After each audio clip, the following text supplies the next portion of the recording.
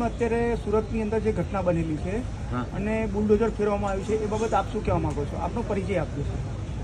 હું જેજી તલાટી, advocate, professor at લો, નડિયાદ અને સામાજિક કાર્યકર છું. સાથે સાથે કોંગ્રેસનો લીગલ સેલનો પ્રેસિડેન્ટ છું ખેડા જિલ્લા ખાતેનો.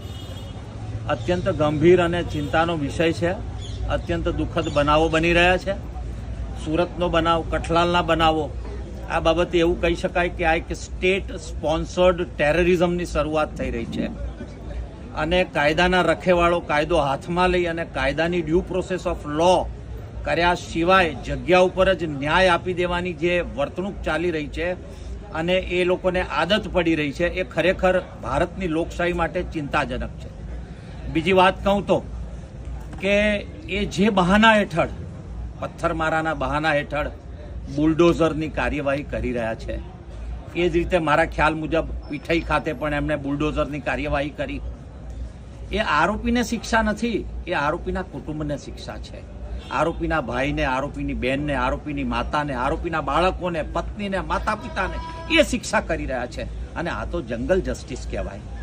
એટલે મારું આપના માધ્યમ થકી હું લીગલ ડિપાર્ટમેન્ટને અને હોમ ડિપાર્ટમેન્ટને કહેવા માંગુ છું કે આ સરકારી બાબુઓ છે, એ લોકો જાણે છે અગાઉથી કે કયા બિલ્ડિંગો ગેરકાયદેસર બન્યા છે અને હમણાં જ આજે 40 વર્ષ પછી એમને યાદ આવે છે કે આ બિલ્ડિંગો ગેરકાયદેસર બન્યા છે ને અમારે એને બુલડોઝરની કાર્યવાહી કરવાની છે. એક નોટિસ આટલા વર્ષોમાં ક્યારેય આપી નથી. મારી જાણ મુજબ કોઈને નોટિસો મળેલી નથી. એટલે આ પ્રકારના બનાવોને સખત હાથે ધામી દેવા જોઈએ.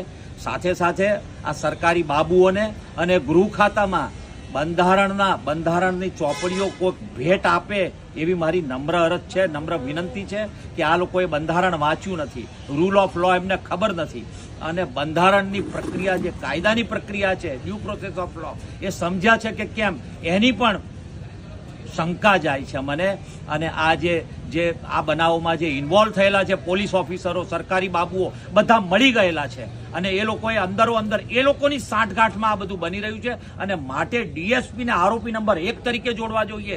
જે જિલ્લામાં બનાવ બને છે બુલડોઝરના, એમાં ડીએસપીને આરોપી નંબર 1 તરીકે જોડો અને સાથે સાથે ત્યાં ઉશ્કેરણીજનક ભાષણો થાય, ઉશ્કેરણીજનક બનાવો બને અને તમે એક ચોક્કસ વર્ગને ખુશ કરવા માંગો છો અને ચોક્કસ વર્ગની વિરુદ્ધમાં તમે નિવેદનો આપો છો, એ એવું બતાવે છે કે તમારો રાજકીય લાભ ખાટવા માટે તમે આ પ્રક્રિયા, ગેરકાયદેસરની પ્રક્રિયા કરી રહ્યા છો.